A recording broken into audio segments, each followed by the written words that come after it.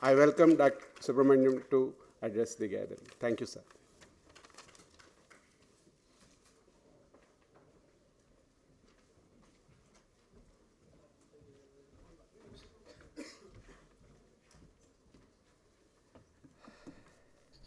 Very good afternoon, ladies and gentlemen. All the esteemed dignitaries, including my very good friend Mohan Daspai, whom actually I had the privilege of working under in one of the committees that he headed at Securities Exchange Board of India. It was actually a real pleasure, and learning how on difficult things actually how he would get decisions done, and so it was quite a learning. So I'm really glad to be here to share my thoughts on first broadly on the economy. Sort of what I'll try to do is to focus on the future, and then also talk about the role of education in this particular context. So what I'm going to do is take some time to first lay out a framework that we had detailed very carefully in the economic survey that was launched in July this year, which provides us the framework to understand what has been happening over the last few years, but more importantly gives us careful diagnosis for what we need to do going forward. And I'll then link up the reform measures that are being taken by the government with the vision that is basically being articulated in the economic survey. So just in terms of some of the mechanics, as you all know, India is still a developing economy with our per capita to GDP, is still to rise to basically reach the levels of the advanced economies.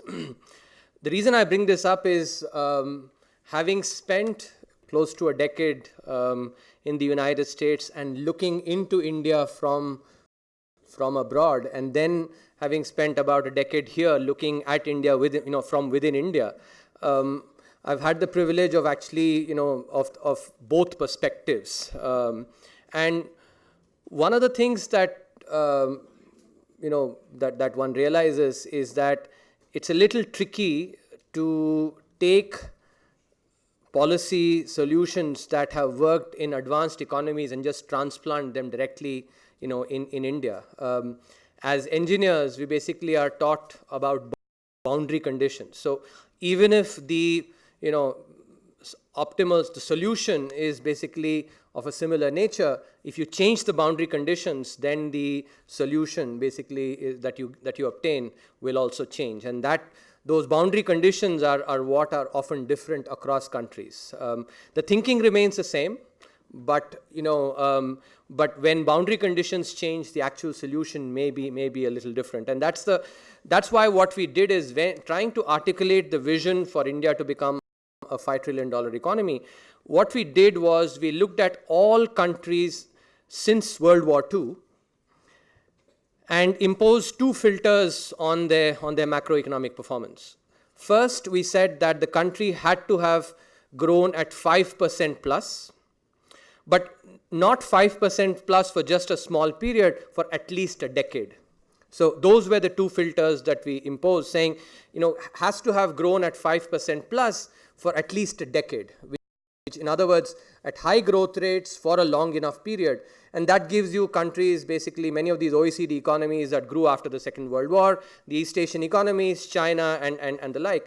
But what is important actually, and we realize, is that we need to go back and look at what those countries did when they were at the stage that India is in today, and learn lessons for what they did at that point in time, thereby to actually implement what is, or suggest a vision for what India needs to do, rather than look at what the countries, advanced economies are doing today.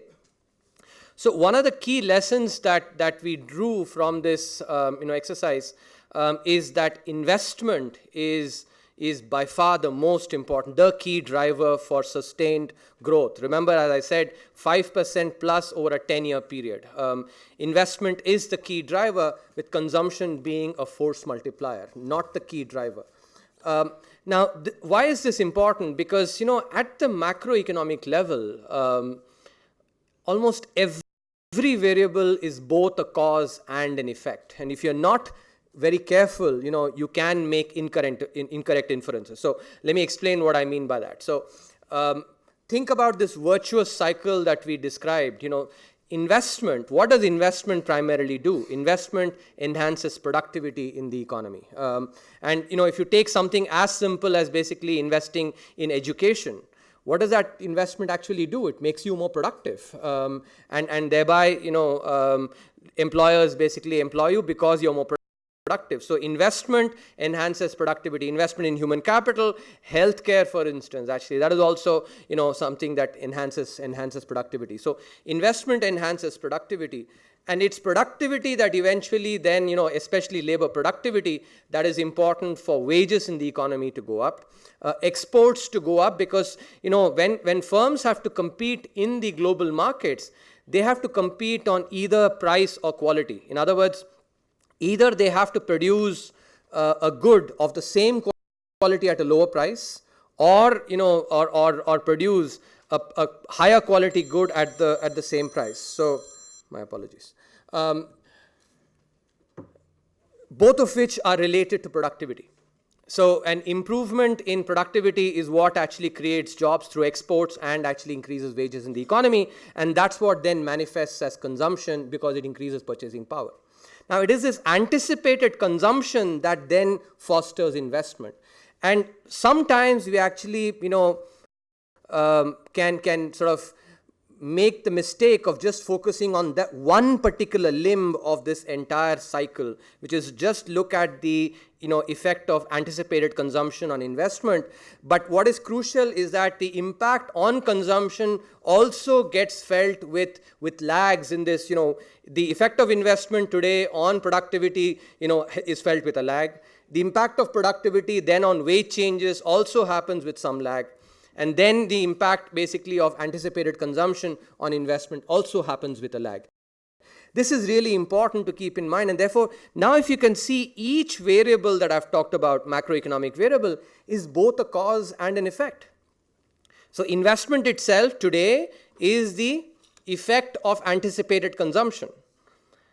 Productivity is the effect of improvements in increase in investment, but is the cause for basically increases in wages.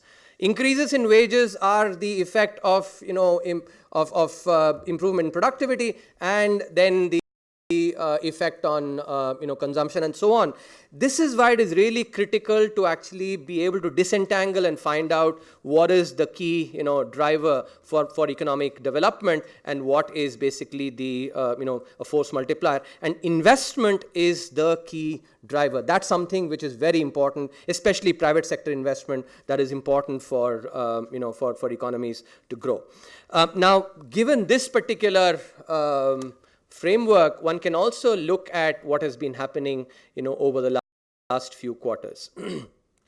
So at its peak, the investment rate, with what economists called the gross fixed capital formation to GDP, was touching 40%. 40% of GDP. Now, in 2018 or so, that proportion came down to about 28%. Which itself is related to some of the issues in the banking sector, because in India, a lot of investment is funded through banks, basically loans that are given by banks. In contrast, NBFCs, for instance, fund a lot of mostly consumption, and I'll come to that in some time. But what is really critical to keep in mind here is that from the peak of about 38-39%, the investment rate came down to about 28%. Now, it is very important to keep in mind in this context that China, over almost 25 years, has been investing 40%, in excess of 40% of its GDP, as investment. And it's, in fact, at its peak, the investment rate in China was 48% of GDP, 48% of GDP. Now remember, this is basically an economy, so that's why this virtuous cycle is important to remember. As they were investing more, the GDP grew more, and a greater proportion of a greater GDP is basically something they were investing. And that's how they basically got that virtuous cycle. And this is true, not just for China, but for the East Asian economies that grew, the advanced economies that grew after the Second World War. This is not rocket science, but it's actually some fundamental laws of economics, and that is basically how economies end up growing. So if we have to understand what has been, happening in the last few quarters, it is really important to go back and understand the decline in investment that has happened, which itself is related to the the problems that we faced in the financial sector. The fact that during some of the irrationally exuberant times in 2008, 2009, firms ended up building excess capacities as well and over-leveraged their balance sheets, both of which then basically make firms sort of scale down. The diagnosis also then tells us what we basically need to be doing, and here's where now I'm going to focus on on the future and what the steps that the government has taken in order to actually further economic development. So what are the key determinants of investment? The first thing that an investor looks at is basically the risk-return trade-off. What investors evaluate the risk of a project, and then they look at the after-tax return that they obtain on the project. So before making an investment decision, the investor actually does this particular assessment. So, absent a good return, and in an economy where many of our competitors are competing for the same investments, be it a Vietnam, be it a Thailand, be it a China, to basically bring a lot more investment in, the tax rate becomes extremely crucial, especially on the corporate side, to attract investment. Now remember, this is basically, given the virtuous cycle that I highlighted, tax rate cuts actually are necessary, but not necessarily sufficient conditions for attracting investment, because investors look at the after-tax return. Now here it is important to keep in mind that now India is as competitive for investment as any other peer economy. More importantly, unlike a Thailand or a Vietnam, which is a much smaller economy, India is a much larger economy with a much bigger labor force and with a much bigger market. Why is this important? Because investors typically have to incur fixed costs when they have to enter an economy and understand how to operate in that economy. That fixed cost, when that fixed cost gets spread over a much larger denominator, be it the market size or the labor force, then it's more attractive for the investor. And for instance, if you look at smaller countries, the labor, the wages basically have increased much faster because they don't have as deep a labor force as India does or China had. So that's the first piece in the puzzle, which is the tax rate. The second important part that you would have been noticing is basically some of the other factors of production, especially labor.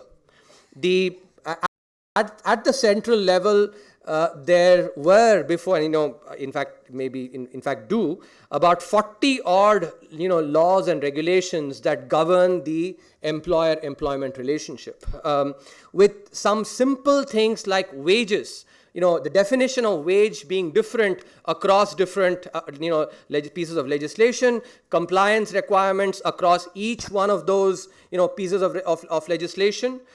What the exercise that is now underway is to have those 40 odd, pieces of legislation condensed into four codes. Basically, the code on wages, which has already been passed by Parliament, the code on industrial relations, which has been cleared by the cabinet and has been presented in Parliament, in this session, the code on social security, and the code on occupational safety. So those are the four. Now, I want to focus specifically on the code on industrial relations and the way that actually matters for investment. There are a few important changes that have been brought in here. One is the fixed term employment contracts. Now, what a fixed term employment contract is, it's like enabling contractual labor.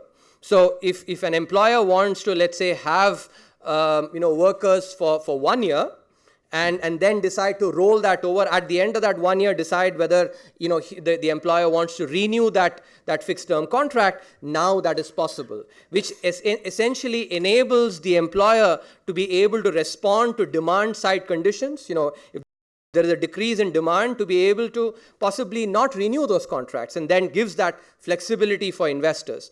The other important change, which is also noteworthy, is the size threshold. So as of now, if you take the Industrial Disputes Act, it's applicable for all firms that have 100 or more employees.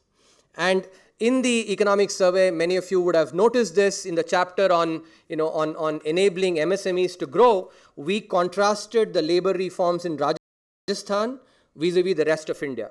So Rajasthan in 2014 had increased this threshold, where the Industrial Disputes Act was applicable from 100 to 300. So in other words, what it basically said is, any firm that has less than 300 employees does not need to comply with the requirements of the Industrial Disputes Act. Increased it from 100 to 300. And over a 3-year period, what we showed was, by comparing the before-after change in Rajasthan with the rest of India, what we showed was increase in employment, increase in the size of firms, number of firms with more than 100 employees, increase in output, and not just on an aggregate basis, but even on a per factory basis. So per factory basis, the output increasing, which is basically what economists would tell you, that if you sort of remove some of these restrictions, firms will become more efficient, will become bigger. Economies of scale are one important source of efficiency, and that's basically what happened in Rajasthan. Now, in this particular, the change that has been brought in, now the size restrictions can actually be notified by the government. It does not, it is, the clause has been kept in such a way that it does not need legislative change for, if suppose a particular government, be it the state government or the central government, wants to increase the size threshold, that only requires a notification, does not require legislative change, and which we all understand is basically takes its own time and energy.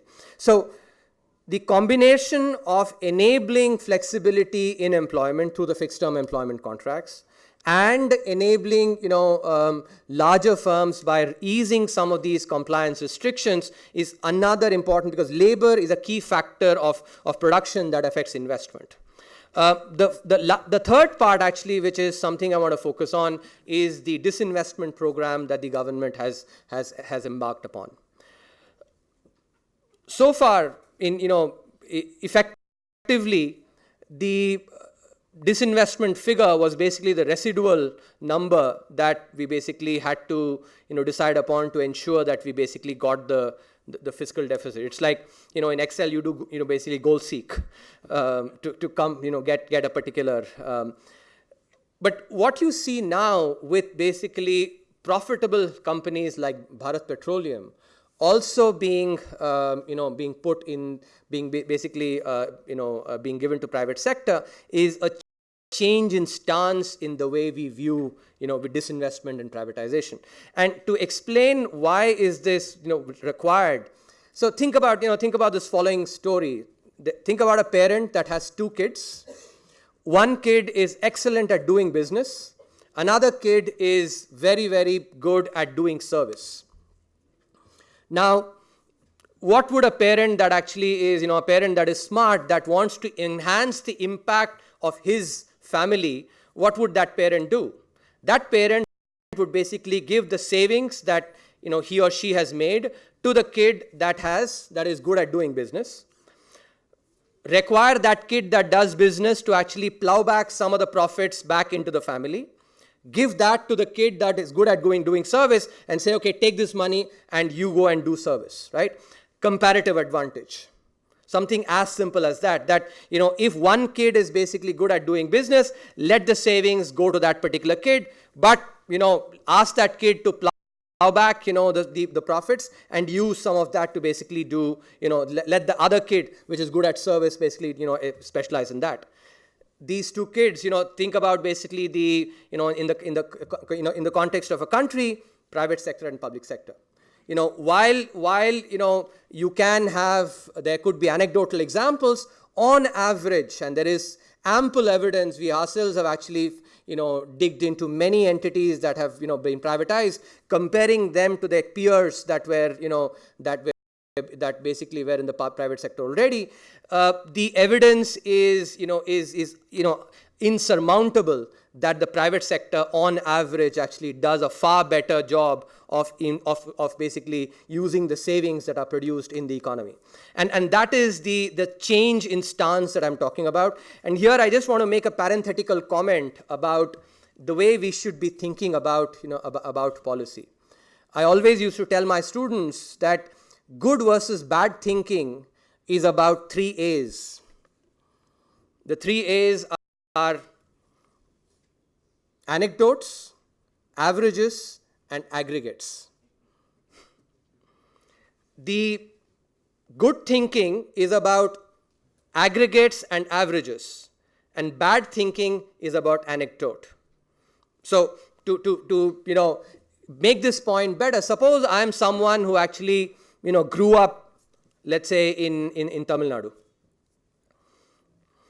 spent maybe 55 years of my life in Tamil Nadu. So my view of the world is basically people wearing veshtis and nice vivudi and all actually, and and going to work, and that's my view of the world.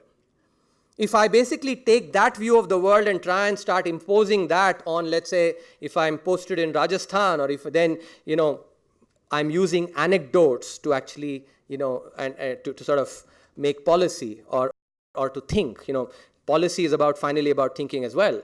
You can see the damage that can get created. In contrast, good policy, which itself comes from good thinking, has to rely on aggregates and averages.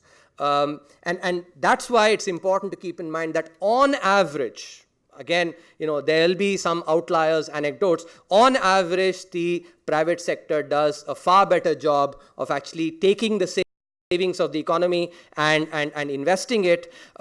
And when the private sector, gives it back in the form of taxes, in the form of, jobs that they create, which basically people go and then, spend on, and that's how they plow back. And that's what then the other kid, which is basically the public sector, can use to basically serve and do the welfare, which is also as important in an economy like India, in a country like India. So overall, if you see that the reforms that we are seeing today is an articulation of a cogent vision that essentially has investment, and especially private investment, at its heart. Now, there are other factors of production that we certainly need to be focusing on as well. And I'll end this part, which is on the economy, and before I move on to saying something on education, by just focusing on the need for reforms, structural reforms. So let's rewind back to 2004. Liberalization happened in 1991. From 91 to 2004, we liberalized product markets. We ended up opening up, for instance, there were a lot of small-scale reservations. We actually opened those up, relaxed those restrictions, and found that, in fact, there's very good evidence now showing that those reforms that were done indeed increased the productivity of the economy. But then just about at that time, we actually took it for granted and did not proceed with that pace of reforms.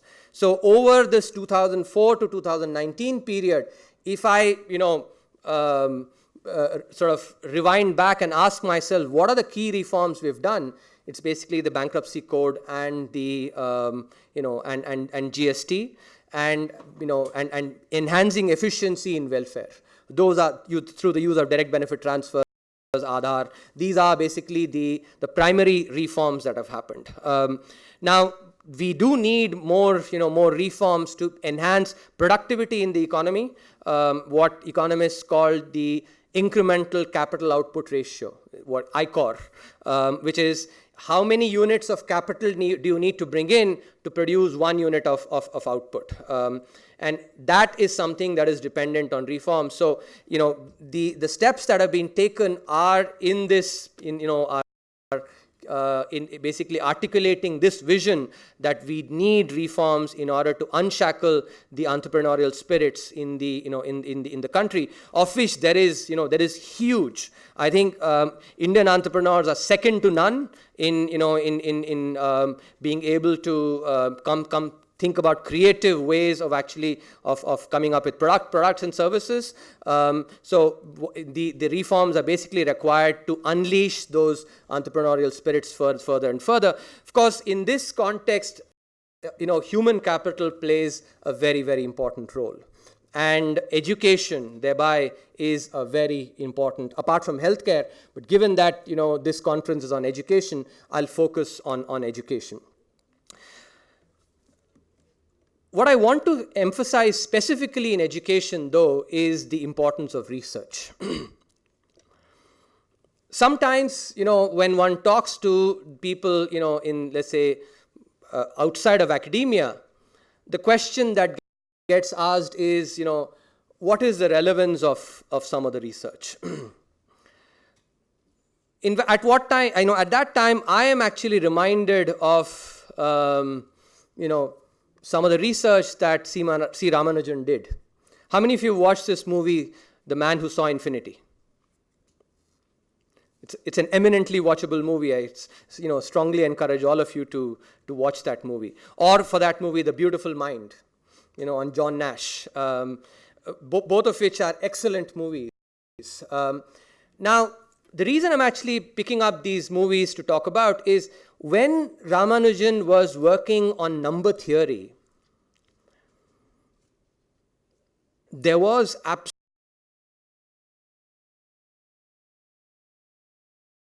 absolutely no application that was thought about for number theory at that time.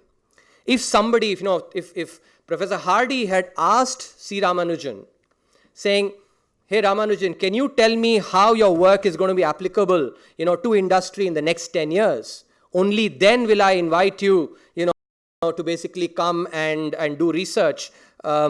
I don't think I would be sitting, standing here talking about C. Ramanujan or, the movie or, as history got written.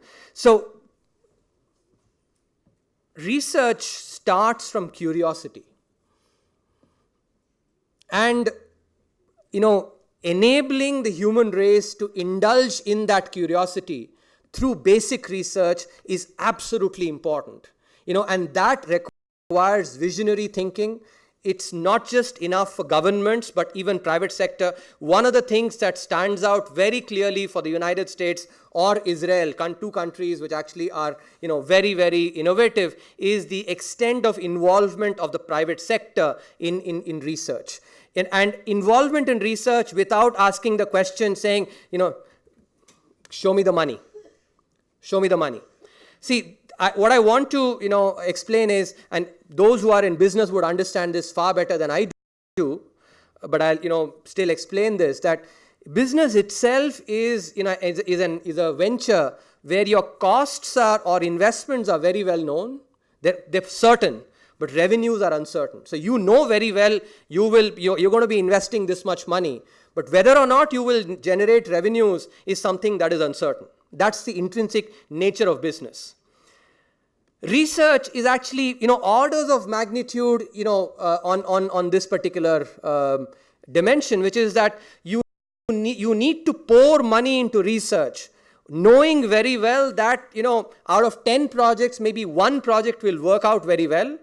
But the fact that the 9 others failed cannot actually be really taken as failure the way we traditionally think about. Because, if you don't take risks, you will not come up with path-breaking ideas.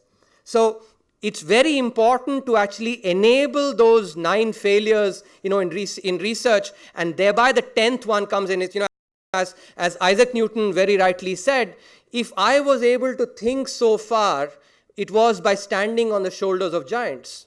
And every day when I sit in my office, I feel the same, the giants that have basically, been in my shoes. And if I'm able to think a little farther, it's only because of the research that they all did. And therefore, it is really important for the corporate sector to understand this intrinsic feature of research and encourage it and invest in it, not be penny wise, pound foolish. It requires long run vision to be able to, and I'll end with this. At the Indian School of Business, for instance, I'll relate this story. So out of the 12 months of the year, I used to be in the classroom about 2.5, 3 months. So after I would finish teaching, many students would come and say, "Prof, which other class do you teach?" I would say, "This is the only class I teach." Then there'll be sort of a bewildered look on their face, saying, and I could read what they're saying, "We're paying good money. Why aren't you in class more often?" It was the unstated kind of question. And with experience, one learned to actually anticipate that question. Then I would explain that if you want me to be in class the entire 12 months of the year, take it from me that the excitement that you feel in my class will be absent, number one. Number two, more importantly, if I am able to bring you the cutting edge, sometimes basically stuff that my own research that's going to get published 2-3 years later, I'm bringing into the classroom even before it actually is seen the print. It's because I spend the remaining 8 to 10 months of the year doing research.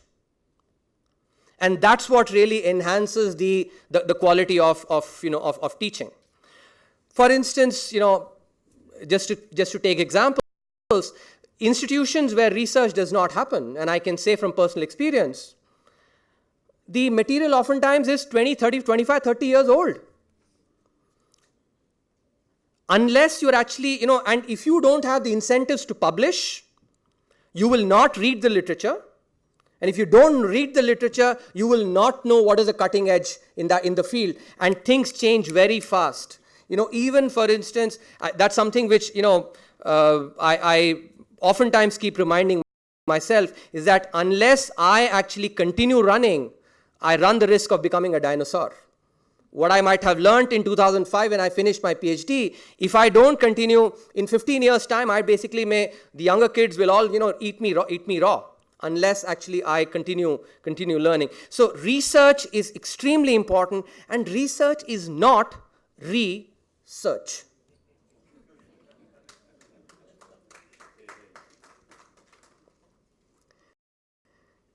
So the incentives for actually enabling publication and highest quality, is something that all educational institutions have to think about.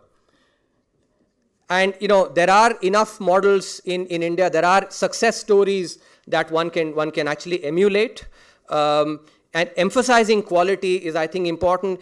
Also, we need to be working on actually enabling more really cutting-edge research outlets. I am, oftentimes disappointed by the quality of work that, I get to see in the Indian journals. We really need to have actually very high quality journals as well and emphasize research. So the main, aspect that I would emphasize in the context of education is really investing in research. The other point I would also mention in the context of, if you want research-oriented faculty, as educational institutions, you have to be willing to pay good money. As they say, if you pay peanuts, you get monkeys. And I'll just use a personal example. This is not with any arrogance, to be honest with you. But in a class of 330 students in my IIM Calcutta batch, if I was among the toppers, I wouldn't like it that much to basically find all the 329 others earning maybe much, much more than me, right? It's just human. if I am indeed actually, if I was, I worked hard enough, I was good enough to be at the top of my class, I would expect to actually be doing as well. But if I am actually not remunerated as well, then I wouldn't choose. I would be, despite maybe my interest. And that's one area where, business schools actually have really, really helped. That you don't end up feeling that you actually lose out in terms of your commercial or in terms of how well you do, and that is also very important. So these are important, aspects that need to be kept in mind. Also, I think, and I'll leave with this thought, so that clients, of research are actually careful in evaluating, research. The big difference between careful research and not so careful research is the difference between correlation and causality. There's a saying that correlation is the, basis of superstition, while causation is the basis of science. I'll pick one example from the Kathopanishad. There's a story in the Kathopanishad which basically goes the following. A crow comes and sits on the branch of a tree, and just at that point, the fruit on that tree falls, on that particular branch falls. The crow thinks that it made the fruit fall. Making the fruit fall is a causal phenomenon. But the crow coming and sitting on that tree and the fruit falling may just be correlated events. It's very possible that particular fruit was very ripe and therefore it fell down. The crow coming and sitting on that had no role to basically in the fruit falling. Or maybe just at the time when the crow came and sat on the branch of the tree, maybe a gush of wind flew and made the fruit fall. What one is talking about is other factors, what we economists think about as confounding factors, or even researchers themselves think about the factor that you want to really show versus other factors. The difference between good research and bad or not so good is basically the difference between correlation and causality. It's between the crow thinking that it made the fruit fall versus actually the two being just correlated events. So thank you very much for your patience, and I'm really once again glad to be here to share my thoughts.